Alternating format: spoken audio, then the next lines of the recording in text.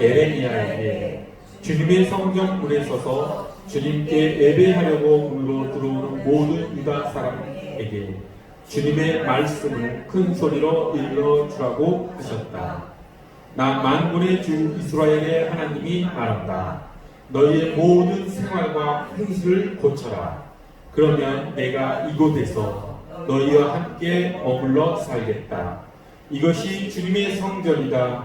주님의 성전이다. 주님의 성전이다 하고 속이는 말을 너희는 의지하지 말아라. 아멘. 온 나라를 넘어 온 세계가 코로나19로 몸살을 앓고 있습니다. 코로나19로 인해 사회적 거리두기라는 이름 아래 많은 모임이 취소되고 급기야 예배마저도 집단으로 하지 말자는 이야기가 대세를 이루고 있습니다. 가정예배나 온라인 예배를 함으로써 집단 감염을 막자는 취지에 다들 동감하는 분위기입니다. 하지만 마음 한구석에는 주일 성수라는 기본적 기독교인의 의무를 저버리는 것이 아닌가 하는 그런 불안감이 들기도 합니다. 그렇기 때문에 몇몇 교회는 최대한 안전을 확보하고 규모를 축소하면 된다고 하면서 예배를 하고 있기도 합니다. 자, 이런 상황에서 오늘 말씀을 통해서 과연 하나님의 뜻에 맞게 우리가 반응하는 것은 어떤 것인지, 하나님에 맞는 그런 예배는 어느 곳에 있는 것인지 살펴보는 시간이 되었으면 좋겠습니다. 우리 그리스도인이 세상 사람들과 다른 점 중 하나는 세상의 모든 일에는 우연이 없다고 믿는 것입니다. 그것은 결정적으로 창조론과 진화론에서 나타나지요. 진화론을 믿는 사람들은 세상은 창조 자체가, 시작 자체가 우연에 의해서 생겨났다고 이야기를 합니다. 이 셀 수 없는 많은 별들 중에서 마침 우리 지구는 생명체가 살 수 있는 환경을 갖추고 그 환경 속에서 우연히 또 미생물이 자라고 또 우연히 그것이 그 환경에 잘 적응해서 이렇게 인간이 나타나고 믿는 것이 진화론이지요. 그러니 진화론은 우연이 아니고서는 이 세상의 여러 가지 이야기들이 설명이 되지 않습니다. 우연을 그저 그냥 우연으로만 바라보는 그런 삶을 살게 되는 것이죠. 하지만 하나님을 믿는 또 창조론을 믿는 우리는 그것이 우연이 아니라는 것을 저희는 압니다. 모든 것이 하나님의 뜻 가운데 있고 하나님의 섭리 가운데 우리 역사가 흘러가고 있고 앞으로 그 역사가 이루어질 것이며 우리 삶 하나하나도 하나님의 뜻 가운데 있다라는 것을 우리는 굳게 믿고 살아가는 그리스도인입니다. 이처럼 세상에 일어나는 모든 일을 바라보는 기본적인 근본적인 시각이 다르기 때문에 우리는 그리스도인이라는 이름에 걸맞는 삶을 살게 되는 것이죠.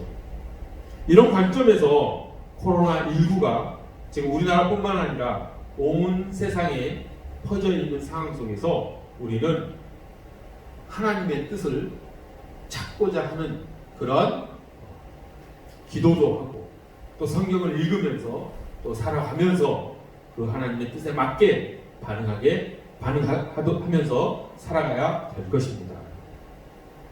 물론 코로나19 바이러스를 퍼뜨린 것이 하나님이 직접 하신 것은 아니죠. 항상 그렇죠. 그 일은 우리를 자기 백성 삼으려고 하는 사단에 의해서 이루어진 일이라는 것을 우리는 알고 있습니다.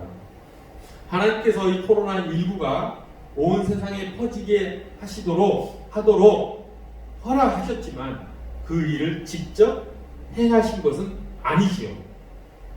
바보 같은 사단이 그 일을 시작한 것을 우리는 잘 알고 있습니다. 하지만 언제나 그렇듯이 하나님은 이런 악한 일을 통해서도 궁극적으로는 선한 열매를 맺게 하신다는 것을 우리가 잊어서는 안 될 것입니다. 따라서 어떤 일이든지 하나님의 뜻을 찾고자 하는 마음으로 올바로 반응함으로써 선한 열매를 맺는 것이 지혜로운 그리스도인의 삶이 될 것입니다. 이런 점에서 현재 코로나19로 인해 교회 예배가 중단된 것이 우리가 지금까지 행했던 예배를 다시 돌아보며 진정한 예배의 의미를 찾아보는 계기가 되어야 할 것입니다. 코로나19로 인해서 예배가 중단되거나 또 가정예배나 또 온라인 예배로 대체되는 이런 적금의 상황에서 우리는 하나님의 뜻을 찾아야 된다고 하는 것이죠. 가장 우리가 찾아야 될 것은 예배를 다시 한번 생각해 보는 것이라고 생각합니다. 예배의 진정한 의미가 무엇인지, 내가 정말 그런 진정한 예배를 드리고 있는지 돌아보며 성찰해 나가는 것이 하나님 뜻에 맞게 살아가는 길일 것입니다. 그것을 성찰하기 위해서는 먼저는 나의 예배에 대해서 성찰해 보는 것이 우선되어야 합니다. 다른 예배, 다른 교회의 예배, 다른 사람의 예배를 우리가 정죄하는 것이 아니라, 그들의 예배를 우리가 비판하는 것이 아니라, 먼저는 나의 예배는 어떤 예배였던가 라고 하는 것을 우리가 먼저 돌아봐야 한다라고 하는 것입니다. 나는 무슨 마음을 가지고 과연 이 예배에 참여했는지를 돌아봅시다. 또한 나의 예배 모습은 주님이 보시기에 어떠했는지 또한 성찰해봤으면 좋겠습니다. 또한 예배 시간에 우리가 찬양을 하며 기도를 할 때 진정 하나님을 바라보며 예배를 드렸는지, 하나님의 영광을 우리가 구했는지 돌아보는 우리가 되기를 원합니다. 또한 우리가 이 삶을 살아갈 때, 한 주간의 삶을 살아갈 때 진정한 예배자로서의 삶을 살았는지 우리 회개하는 그런 예배자가 되어야 될 것입니다. 또한 진심으로 주님께 감사하는 마음으로 주님을 찬양했는지, 진정으로 주님의 말씀을 사모하며 삶의 양식이 되도록 간절한 마음으로 기도하며 예배 말씀을 들었는지, 여러 가지 우리가 성찰해야 될 요소들이 정말 많습니다. 코로나19를 통해서 하나님께서 우리에게 말씀하시는 그 예배의 진정한 의미를 찾으라고 하는 그 하나님의 말씀에 우리가 먼저는 나의 예배가 어떻게 이루어졌는지, 내가 예배를 어떻게 했는지를 깊이 성찰하면서 그 하나님의 뜻에 맞게 반응하는 우리가 되기를 간절히 소원합니다. 이러한 성찰을 통해서, 이러한 돌아봄을 통해서 진실한 예배를, 또한 정결한 예배를, 또한 성령이 충만한 예배를 하는 우리 모두가 되기를 간절히 소망합니다. 이제 본문 말씀을 좀 살펴보기를 원합니다. 에레미야 선지자는 본문에서 예루살렘 성전으로 예배하러 오는 사람들에게 청천벽력과도 같은 설교를 합니다. 이곳은, 예루살렘 성전은 주님의 성전이다 라고 하는 말에 속지 말라라는 설교를 한 것이지요. 당시 예루살렘 성전에 대한 유다인들의, 이스라엘들의 믿음은 아주 대단한 것이었습니다. 그 이스라엘 성전, 예루살렘 성전은 하나님과 다를 바 없을 정도로 그들의 신앙의 핵심이었습니다. 예루살렘 성전은 하나님을 만나는 것이고, 자신들의 예루살렘 성전에 가서 제사를 지내는 것이 하나님의 백성으로서 반드시 지켜야 될 의무이고, 그것이 하나님에 대한 신실한 신앙임을 이들은 철석밭과 같이 믿고 있었던 그런 상황에서 에레미야는 완전히 그와 반대되는 이야기를 한 것이죠. 주님의 성전이다, 주님의 성전이다 라고 말하는 것에 속지 말라 라고 하는 정말 그들의 유다인들의 믿음에 찬물을 끼얹어 버리는 그런 어찌 보면 그들의 입장에서는 신성 모독적인 그런 발언을 에레미야가 한 것이라고 우리는 생각할 수 있습니다. 하지만 에레미야가 왜 이렇게 그들에게 이곳은 성전이 아니다라고 하나님이 계시지 않는다라고 이야기한 이유가 있겠지요. 그것은 하나님의 오늘 본문 말씀에 나타나 있습니다. 하나님께서는 이렇게 말씀하셨죠. 너희의 모든 생활과 행실을 고쳐라. 그러면 내가 이곳에서 너희와 함께 머물러 살겠다라고 말씀하십니다. 즉 이스라엘들의 예배자로서의 삶을 하나님께서는 먼저 보신 것이죠.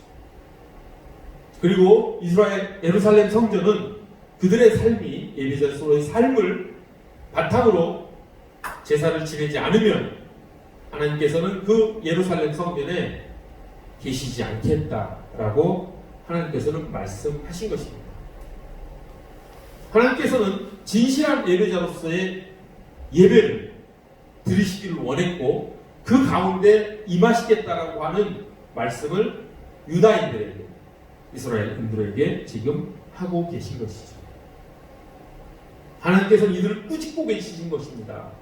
예배자로서의 삶을 살지 못하는 그런 유다인들이 성전에 오기만 하면 자신들이 마치 고귀해지고 경건해지고 거룩해지는 것처럼 생각하는 그들의 마음에 하나님께서는 지금 경고의 말씀을 주고 계신 것이죠. 그런 이스라엘 사람들의 마음을 좀 더 깊이 들여다봅시다. 그들은 하나님께 꾸짖음을 받고 있듯이 평소의 삶은 엉망이었습니다. 고아와 과부, 사회적 약자를 괴롭히고 자신들의 이익만을 찾고 또 우상의 제사 지내는 일도 서슴지 않고 그렇게 살았던 그들이 성전에 오기만 하면 예루살렘 성전에 오기만 하면 자신들의 모든 그런 안위나 복이나 이런 것들이 보장될 것이라고 이들은 생각을 했던 것이죠. 성전에 가기만 하면 자기들은 하나님의 백성으로서 다시 지켜질 것이고 자기들의 복은 하나님께서 거두지 않으실 것이다 라고 하는 그런 잘못된 믿음 속에서 성전에 나와 제사를 지내고 있는 것이죠.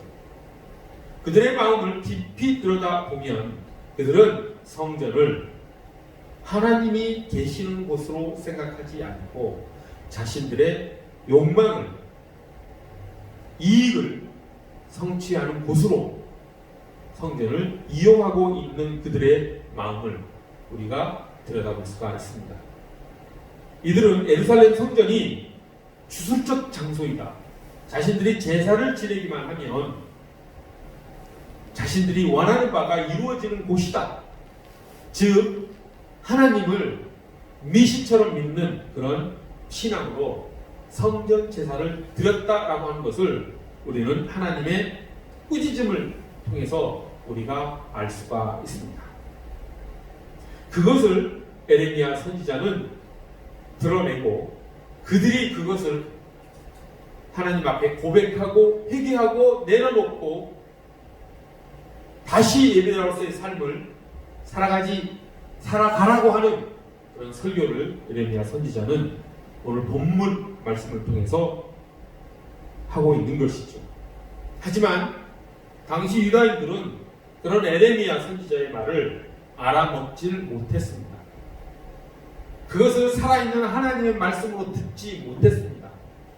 그래서 그 설교를 한 후 에레미야 선지자는 그 군중들에 의해서 죽임을 당할 위기에 처하기도 합니다. 그리고 사람들의 비위를 맞춰가면서 너희들이 성전에 와서 제사를 지내기만 하면 너희들은 괜찮다 이곳이 성전이다 라고 말하는 선지자와 제사장들도 끊임없이 이후에 계속해서 에레미야 선지자를 박해하고 에레미야 선지자를 죽이고자 하는 시도들이 지속적으로 나타나게 됩니다. 그들은 회개하지 않고 자기들의 신앙을 바꾸지 않았던 것이죠. 자, 우리는 이 본문의 배경과 유다인들의 믿음과 에레미야 선지자의 설교를 보고 과연 나의 신앙은 어떤가라고 하는 것을 돌아봤으면 좋겠습니다.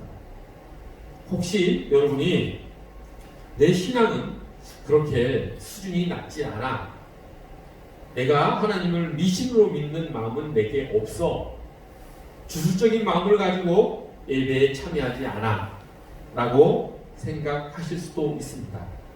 하지만 우리 마음 깊은 곳을 들여다보면 우리가 과연 이 당시의 유다인들과는 달리 정결한 마음으로 예배를 드리고 있는 것인가 라고 하는 부분에 있어서 정말 자신 있게 주님 앞에 나아갈 수 있는지에 대해서는 많은 의문이 듭니다.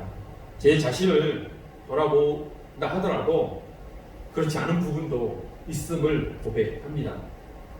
왜냐하면 나의 뜻은 주님의 뜻에 온전히 일치되는 것이 아니기 때문이죠. 주님의 뜻에 온전히 일치시키려고 노력을 하지만 그렇지 못할 때가 또한 많다라고 하는 것을 고백하지 않을 수가 없습니다. 주님께서 다시 오셔서 우리 앞에 서실 때 우리가 그 앞에 무릎 꿇고 우리의 죄를 고백하고 천국에 우리가 들어가서 주님의 뜻에 따라 온전한 삶을 살기 전까지는 우리가 그렇게 자신 있게 우리는 하나님을 숙절하게 믿고 예배한다라고 말씀드리기가 어렵다는 뜻입니다. 그렇다라고 한다면 오늘 본문 말씀이 우리의 심령에 깊은 경고의 말씀으로 들어와야 되는 것이죠. 과연 나는 하나님을 어떻게 믿고 있는가? 나는 나의 욕망을 이루기 위해서 하나님을 마치 램프의 요정처럼 도깨비 방망이처럼 이용하려고 하는 그런 마음들은 없었는가? 나의 뜻을 하나님의 뜻이라고 우기지는 않았는가? 라고 하는 부분들에 대해서 우리가 깊은 성찰을 하고 회개를 해야 될 것입니다.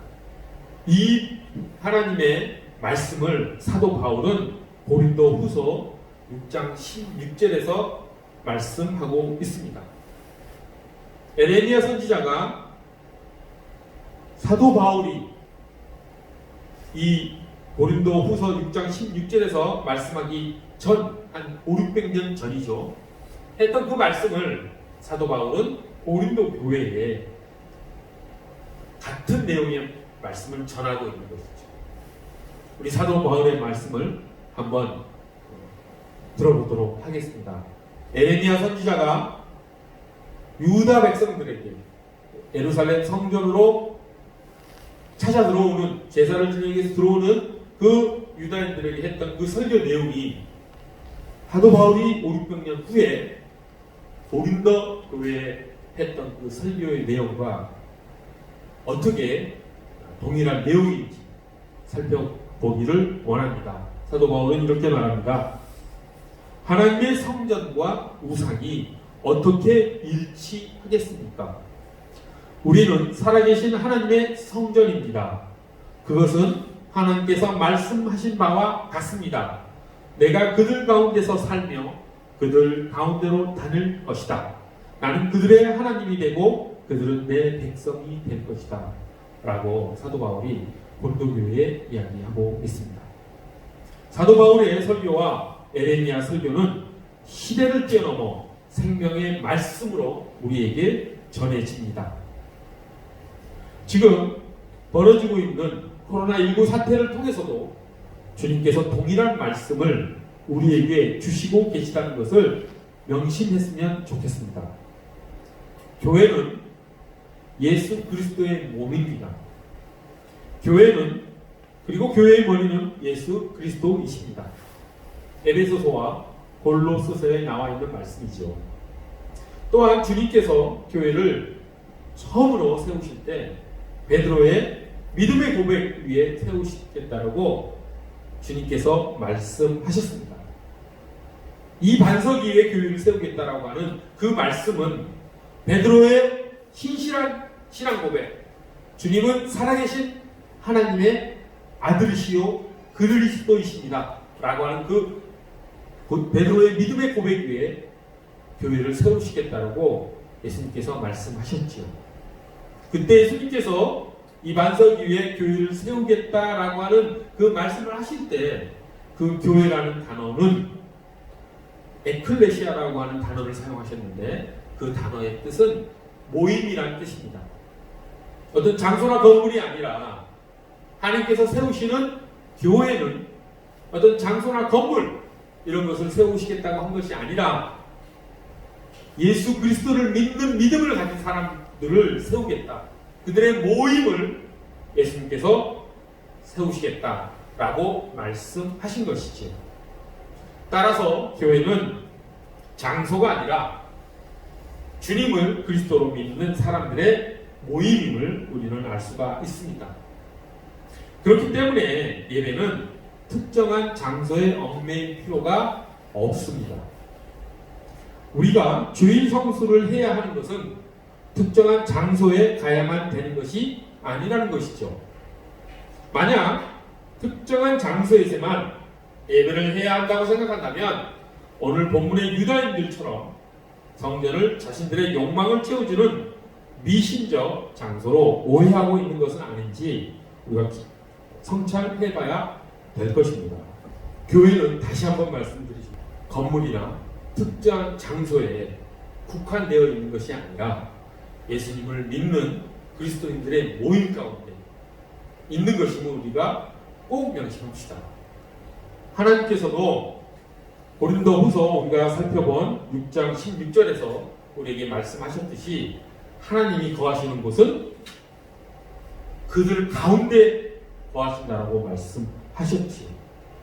그들 가운데 하나님께서 거하시면서 나는 그들의 하나님이 되고 그들은 내 백성이 될 것이다 라고 하나님께서도 사도 바울의 입을 통해서 말씀하셨습니다. 그리스도인들의 사이에 하나님께서 거하신다라고 하는 그 말씀을 우리가 꼭 명심했으면 좋겠습니다. 그렇기 때문에 우리는 이번 코로나19 사태로 인해서 예배를 꼭 교회 안에서 드려야 될 그런 필요는 없다라고 하는 그런 메시지를 우리가 캐치할 수가 있지요. 그래서 가정 예배나 온라인 예배나 또 소수가 모여서 드리는 예배도 충분히 하나님께 신실한 마음을 가지고 올려드리는 그런 예배라는 것을 우리가 알아야 될 것입니다. 그리고 진정한 교회와 예배가 우리들의 마음, 신실한 마음 속에 있음을 우리가 확인하게 되는 것이죠. 그렇게 우리가 하나님께 신실한 예배를 해나가는 우리가 되기를 간절히 소원합니다. 칼빈이 이렇게 얘기를 했었죠. 우리 인간의 마음은 우상을 만들어내는 공장이다. 이렇게 이야기를 했습니다. 끊임없이 우상을 만들어내는 그런 공장과도 같이 우리는 우상을 만들어낸다라고 이야기한 것이죠. 그것을 오늘 본문에서 예레미야 선지자가 그 유다인들에게 설교한 내용의 핵심이기도 합니다. 끊임없이 만들어지는 우리 마음속의 우상을 제거하고 신실한 하나님만을 바라보는 그런 예배를 드려라. 그것이 너의 삶 가운데 나타나야 한다. 너희가 음란한 행실을 버리고 올바르지 않은 행실을 버리지 않는다면 신실한 예배를 드릴 수가 없다라고 설교한 그 내용이 그런 말씀인 것이죠. 우리는 이처럼 교회에서 드리는 예배에서조차 그런 우상들이 우리 마음속에 얼마든지 세워질 수 있다라고 하는 것을 우리가 깨달았습니다. 그렇다고 한다면 우리가 얼마나 주님 앞에 다시 서야 되고 회개해야 되고 교회의 의미를 또 다시 돌아보고 하면서 신실한 예배를 드리기 위해서 우리가 살아야 되는지 우리가 오늘 본문 말씀을 통해서 우리가 확인하고 코로나19가 온 세상을 덮고 있는 이 상황 가운데에서 우리가 더 깊이 그 예배의 의미를 찾아가야 된다고 하는 것이죠. 우리는 하나님의 만남, 하나님께 드리는 예배에서 그 어떠한 곳에도 우리가 얽매이지 말아야 된다고 하는 것이 오늘 메시지의 내용입니다. 오직 우리는 주님만 바라보고 하나님만 바라보고 우리가 예배를 드려야 된다라고 하는 것이 하나님께서 우리에게 주시는 그런 메시지인 것이죠. 그렇게 예배 드리는 우리가 되기를 간절히 소원합니다. 여러분 이거 생각해 보십시오. 기독교인은 이상하게도 아주 특별하게 기념할 만한 장소도 없고 어떤 물건도 없습니다. 여러분 우리가 구약성서나 신약성서를 쭉 읽어 내려가다 보면 이런 생각이 들지 않나요?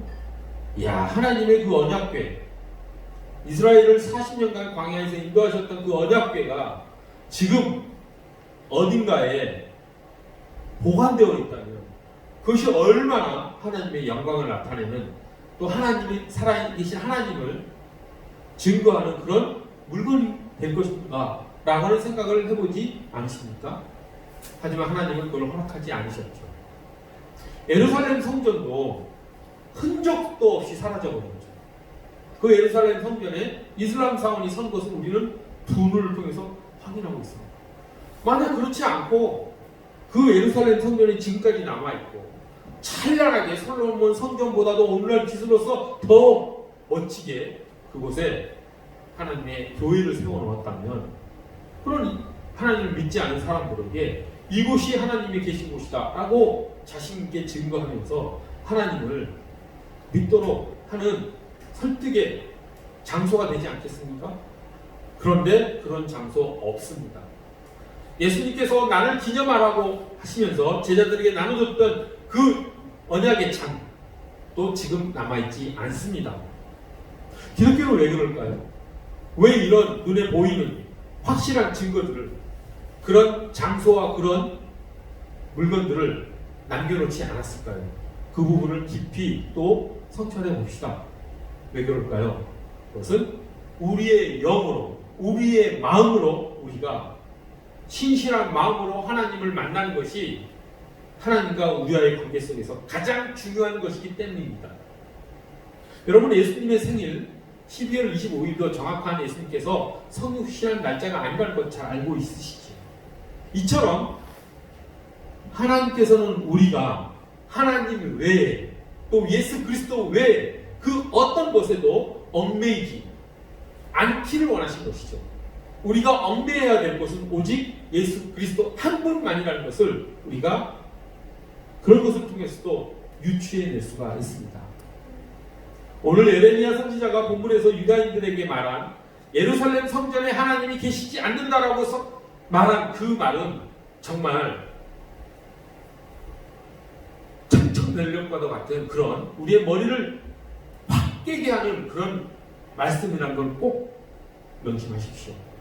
우리가 예수 그리스도 외에 다른 어떤 것에 관심을 가진다면 그것은 우상이라고 하는 것을 반드시 명심하고 최소한 예배 시간 가운데만이라도 하나님만을 바라보고 예수 그리스도께서 우리의 구주다라는 생각만을 가지고 성령님만이 이 시간을 인도해 주시는 그런 은혜 충만한 시간 되게 해달라고 하는 마음가짐으로 예배에 집중하는, 그리고 역사하시는 하나님 믿는 그런, 또 우리의 삶이 변화되는 신실한 예배자로서의 삶을 우리가 살아가기를 하나님께 구하고 기도합시다.